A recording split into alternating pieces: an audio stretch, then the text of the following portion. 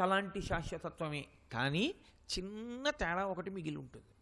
మీరు ఎప్పుడైనా గమనించారో లేదో నాకు తెలియదు.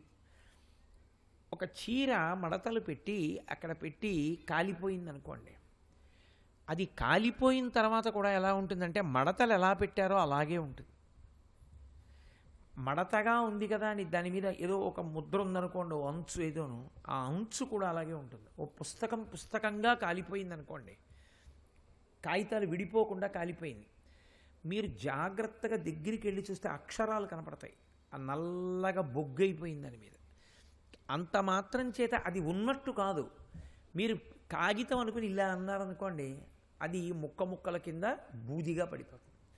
ఇంకా బూది కొద్దిగా అలా ఉన్నట్టుగా కనపడుతుంది, కానీ అప్పటికే అది బూది అయిపోయి ఆకృతిలా కనపడుతూ ఉంటుంది. అది విష్ణుతత్వం, ఇది శివతత్వం. అది కూడా బూడిదైపోయింది అనుకోండి, బూడిద అయిపోయే ఉంది, కానీ ఇంకా కొంచెం చీరలా పుస్తకంలా అనిపిస్తుంది. కానీ అది పుస్తకంగా చీరగా ఇక పనికొచ్చేది కాదు. ఇదిగో ఆ శాశ్వతత్వాన్ని చెప్పేది ఆ నలుపు రంగు, ఈ తెలుపు రంగు. కాబట్టి పరమశివుడు ఎంతటి శాశ్వతుడో చెప్తుంది, ఆయన సత్వగుణాన్ని చెప్తుంది. ఎందుకని? పరమశివుడు ఈ బ్రహ్మాండములనన్నింటినీ చిట్ట చివర తనలోకి లయం చేసేసుకుంటాడు. ప్రళయతాండవం అని ఒక తాండవం చేస్తాడు. ఇంకా ఆ తాండవం చూసేటప్పుడు ఎవరు ఉండరు, ఒక్క పార్వతీదేవి ఒక్కతే చూస్తుంది ఆ తాండవాన్ని. మహాప్రళయతాండవ సాక్షిణి అని పేరు అమ్మవారికి లలితా సహస్రనామ స్తోత్రంలో. ఆవిడ ఒక్కతే చూస్తుంది. ఆ సమయంలో ఆయన ఈ సమస్త బ్రహ్మాండములను తనలోకి లయం చేసుకుంటాడు. అదొక పెద్ద విశేషమైనటువంటి భీకరమైనటువంటి ఆకృతితో తనలోకి తీసేసుకుంటాడు. అలా తీసేసుకున్నప్పుడు ఆయన మళ్ళీ కొంతకాలం అయిపోయిన తర్వాత ఈ జీవుల్ని మళ్ళీ సృజిస్తాడు. ఎందుకు అలా చేయడము అని అనుమానం రావచ్చు. జీవుడు అలిసిపోతాడు. ఎందుకు అలిసిపోతాడు అంటే, నాకు ఇక్కడ ఏమండి మీరు మంచి కారు ఎక్కి, అందులో ఎవరు ఉండరు, మీరు మీ భార్యే, డ్రైవర్ ఉంటాడు, చక్కగా కారులో కూర్చుని 2-3 రోజులు ప్రయాణం చేసి కాలడీ వెళ్ళండి అన్నారనుకోండి, చాలా సంతోషంగా అనిపిస్తుంది. హాయిగా శీతలంగా ఉండేటటువంటి ఏర్పాటుతో కూడుకున్నటువంటి వాహనం. ఏం కావాలి, నేను మా ఆవిడే, ఎవరూ లేరు నన్ను ఇబ్బంది పెట్టడానికి, చక్కగా ఇద్దరం ఏవో కబుర్లు చెప్పుకుంటూ వెళ్ళిపోవడమే అనుకుని ఎక్కి కూర్చుంటాను. మధ్యాహ్నం అయ్యేటప్పటికి ఏమనిపిస్తుంది, అబ్బా పీకేస్తున్నాయి కాళ్ళు, ఇందులో కూర్చోలేకపోతున్నాం, ఇంకా 3 రోజులు ప్రయాణమా అనిపిస్తుంది. ప్రయాణం అనేటటువంటిది ఎప్పుడూ కూడా బడలికకి కారణం. అందుకే చూడండి, ఎంత సౌకర్యంగా వెళ్ళారన్న దాంతో సంబంధం ఉండదు, ప్రయాణం చేసి వచ్చాడంటే బడలిక ఉంటుంది. జీవుడికి ప్రయాణంలో బడలిక ఉంటుంది.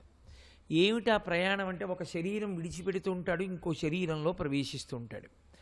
ఇలా ఎన్ని కోట్ల జన్మలో ఎత్తి కర్మ పోగు పెట్టుకుంటూ ఉంటాడు తప్ప, ఉన్న కర్మని దగ్ధం చేసుకునే ప్రయత్నంలో జ్ఞాన సముపార్జన కొరకు చిత్తశుద్ధి కొరకు ప్రయత్నించేటటువంటి సాధనా ప్రవృత్తి తక్కువగా ఉంటుంది. అది మాయ యొక్క కారణం. అందున కలియుగంలో మరీ ఎక్కువగా ఉంటుంది. ఉన్నప్పుడు జీవుడు బడలిపోతాడు. ఇన్ని కోట్ల జన్మలెత్తి అదే పనిగా శరీరం విడిచిపెట్ట మళ్ళీ ఇంకో శరీరంలోకి ఎడుతూ ఉండను. పరమశివుడు ఆలోచిస్తాడు, కొంచెం సేపు వీళ్ళకి విశ్రాంతి ఇద్దాం, విశ్రాంతి ఇచ్చి మళ్ళీ వాణ్ణి శరీరంలోకి పంపిద్దాం. అది ఒకడికి ఇద్దరికీ కాదు, అందరికీ కలిపి విశ్రాంతిని ఇచ్చేస్తాడు. ఆ విశ్రాంతిని మహాప్రళయము అని పిలుస్తారు. సంహార ప్రక్రియ అంటే అది. ఆయన ఏం చంపడం కోపంతోటో వీడిని ఎందుకు ఉంచాలనో ఏం చంపడైన, అలిసిపోయినటువంటి జీవుడికి విశ్రాంతిని ఇస్తాడు. మహాప్రళయంలో జీవులందరినీ తనలోకి తీసేసుకుంటాడు. కొంతకాలం ఇక సృష్టి ఉండదు. అప్పుడు ఇక సూర్యచంద్రులు ప్రకాశించరు, కటిక చీకటి ఉంటుంది. ప్రళయ జలముల చేత లోకమంతా కప్పబడిపోతుంది.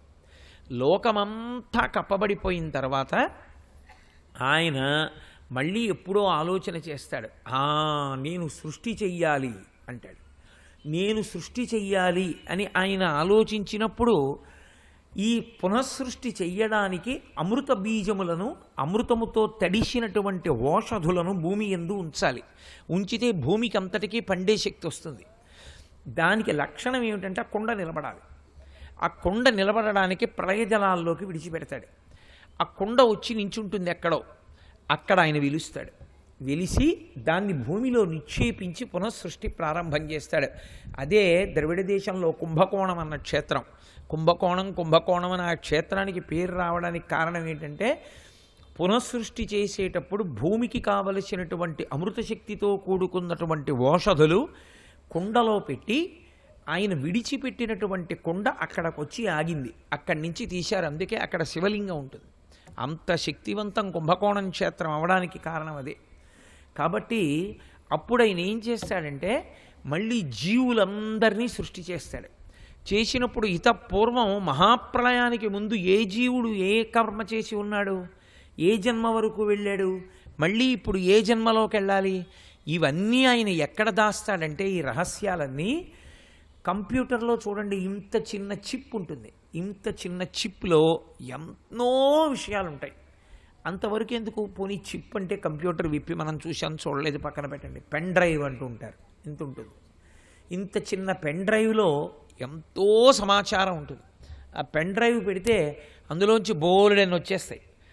అలా ఆయన ఏం చేస్తాడంటే, జీవులకు సంబంధించినటువంటి కర్మ ఫలితములను, పునః సృష్టికి సంబంధించిన వ్యూహాన్ని, భూమిలో ప్రళయం వచ్చి అన్ని జీవులు పడిపోయిన తర్వాత ఈ విభూతి కణముల యందు దాస్తాడు. ఆ చిన్న చిన్న రేణువులలో పెడతాడు. పెట్టి తన ఒంటికే రాసేసుకుంటాడు. అది ఆయన ఒంటికే అంటి ఉంటుంది. మళ్ళీ పునఃసృష్టి చేయాల్సి వచ్చినప్పుడు ఈ వ్యూహంతో మళ్ళీ పునఃసృష్టి చేస్తాడు.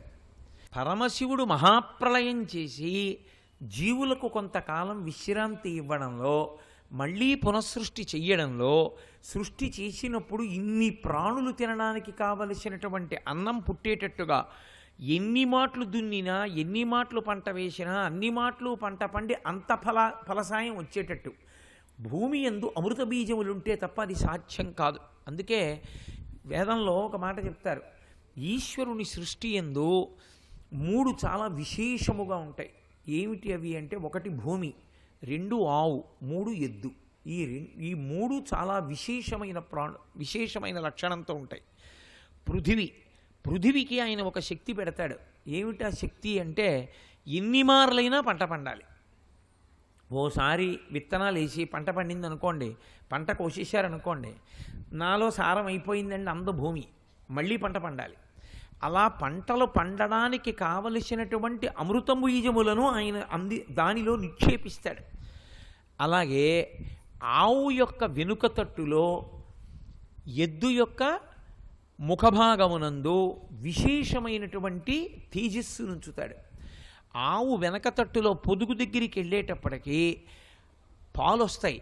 ఆ పాలు ఇహమునందు పోషణ, పరాన్ని పొందడానికి కారణమై ఉంటాయి. ఆ పాలు పట్టుకెళ్ళి అభిషేకం చేశారనుకోండి, ఉత్తర జన్మలలో ఊర్ధ్వలోకాలని చేరచ్చు. ఆవు పాలతో ప్రతిరోజు అభిషేకం చేసే అలవాటు ఉందనుకోండి, దానికి తగిన నియమం ఉండాలి సుమా. ఇప్పుడంటే తెలిసి తెలియక అందరూ వెళ్ళిపోయి లోపలికి వెళ్ళి అభిషేకం చేస్తున్నారు, కానీ అది పద్ధతి కాదు.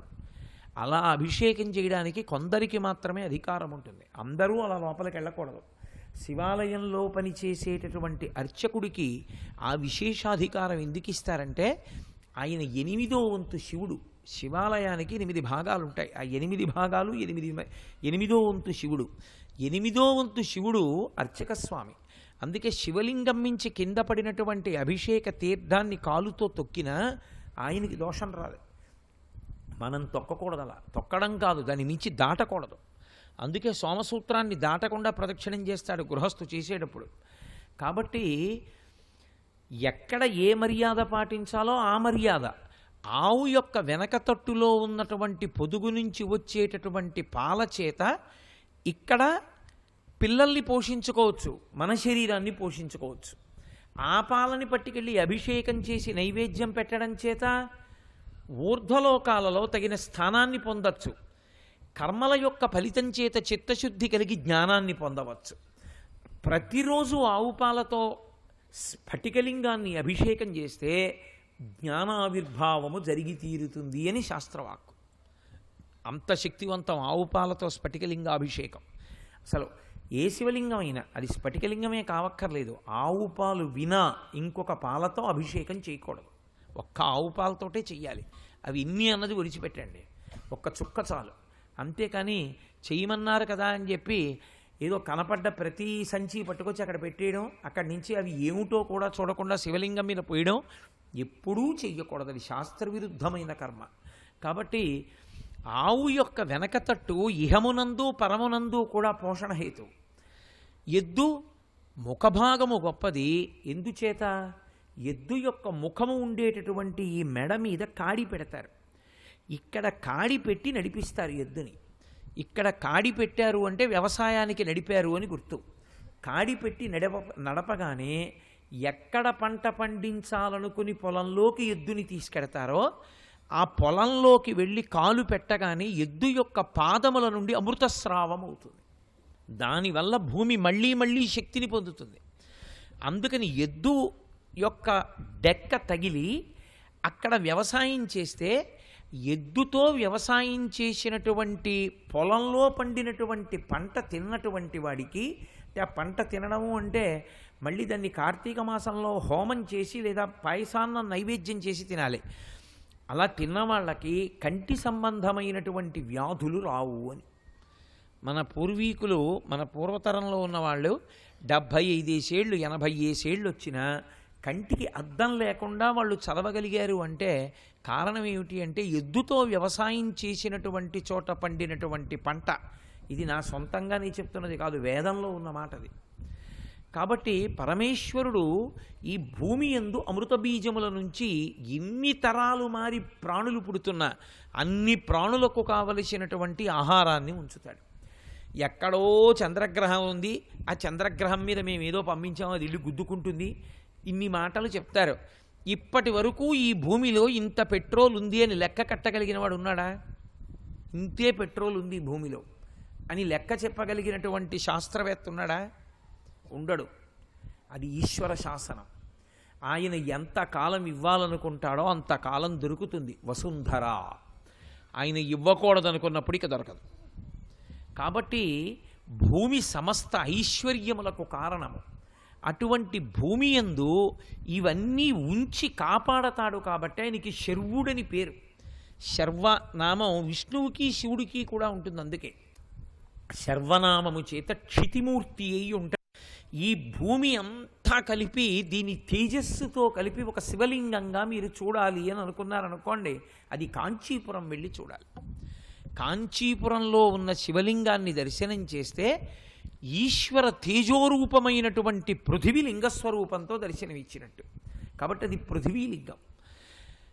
అందుకనే దానికి నీటితో అభిషేకం లేదు, కేవలం మల్లె నూనెతోటే అభిషేకం చేస్తారు. ఇంతగా అప్పుడప్పుడు జీవులందరికీ కూడా అదే పనిగా యాత్ర చేసినటువంటి వాళ్ళు బడలిపోతే వాళ్ళకి విశ్రాంతినిచ్చేవాడు శంకరుడే.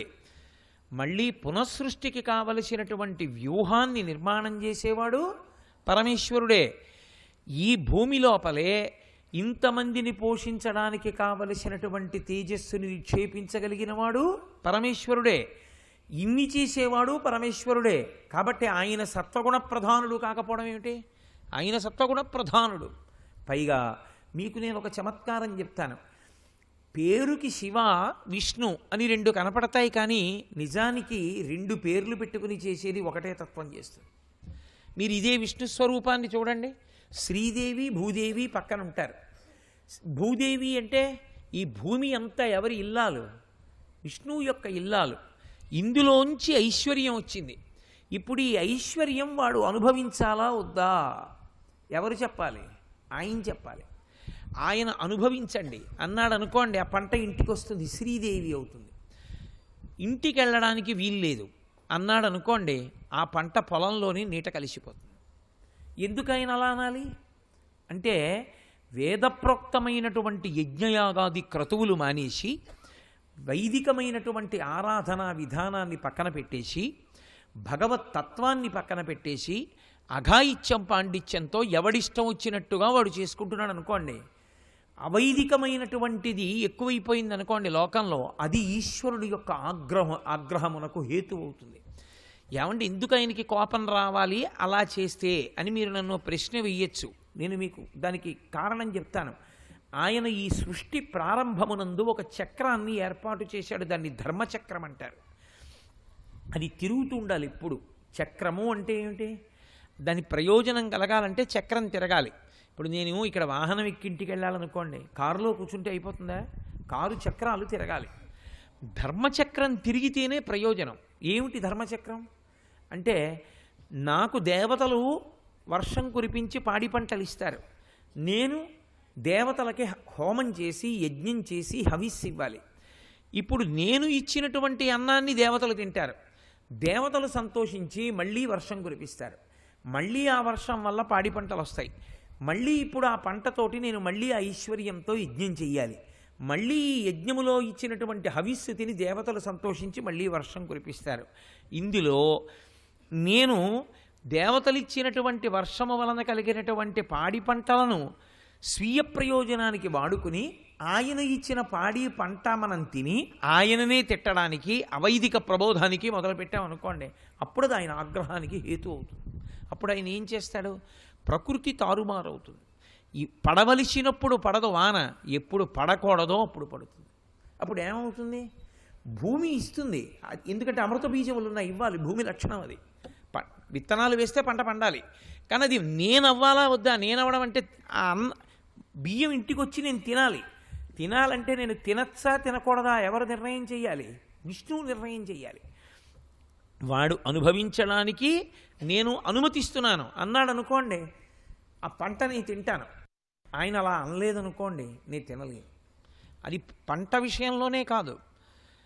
నేను ఉద్యోగం చేస్తున్నాను అనుకోండి, కష్టపడి డబ్బు తెచ్చాను, డబ్బు తెచ్చి ఇంట్లో ఇచ్చాను, నా భార్య మంచి పచ్చడి చేసింది, మంచి కూర చేసింది, కానీ ఆ పచ్చడి తిన్నావో, పులుపు తిన్నావో, ఉప్పు తిన్నావో నీ రక్తపోటు ఎక్కువైపోయి రక్తనాళాలు చిట్లిపోతాయి అన్నాడు వైద్యుడు. నేను తినకూడదు, చప్పిడి తినాలి. లోపలికి వెళ్ళి మంచి వేసవికాలం బోల్డ్ అంత డబ్బు తీసుకొచ్చాను, ఇంటికి శీతలంగా ఉండేటటువంటి యంత్రాన్ని ఏర్పాటు చేశా, ఏసీ.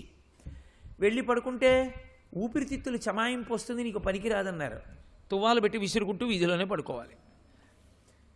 ఇప్పుడు ఐశ్వర్యం అంటే ఉంది, డబ్బంటే ఉంది, ఇంట్లో జీతం రూపంలో వస్తోంది, భోగం లేదు, అనుభవించడానికి లేదు. అంటే భూదేవి అనుగ్రహం ఉంది, శ్రీదేవి అనుగ్రహం ఉందా? లేదు. లేని నాడు వాడు దరిద్రుడు. ఇదే యజుర్వేదంలో ద్రాపేయంధస్పతే దరిద్రం నీలలోహిత ఏషాం పురుషాణం ఆభేర్మో రోమో ఏషాం కించనా మమత్ అంటారు. అంటే ఈశ్వర మాకు ఇవ్వడమే కాదు, ఇచ్చినది మేము అనుభవించడానికి కావలసినటువంటి యోగ్యత కూడా మాకు కల్పించు. అంటే ఆ యోగ్యత ఎందువల్ల వస్తుంది? ఈశ్వరుడు చెప్పినట్టు బ్రతకడం వల్ల వస్తుంది. అంటే ముందు ధర్మాన్ని పట్టుకుంటే తర్వాత నువ్వు సుఖశాంతులతో జీవించగలిగి ఉంటావు. కాబట్టి ఇప్పుడు ఇవన్నీ ఇవ్వగలిగిన వాడెవరు? ఇక్కడ చూస్తే శ్రీదేవి భూదేవి సహిత శ్రీ మహావిష్ణువు, అక్కడ శివతత్వంలో చూస్తే శర్వుడు పృథివీలింగం. పేర్లు మారాయి, తత్వంలో ఏమైనా మార్పు ఉందా? నేనే పంచె కట్టుకొచ్చి ఒకరికి అన్నం పెట్టాను, నేనే లోపలికి వెళ్ళొచ్చి ఓ లుంగి కట్టుకొచ్చి గూడ పంచె కట్టుకొచ్చి అన్నం పెట్టాను, ఏమైనా తేడా ఉందా? అన్నం పెట్టిన వాడిని నేనే.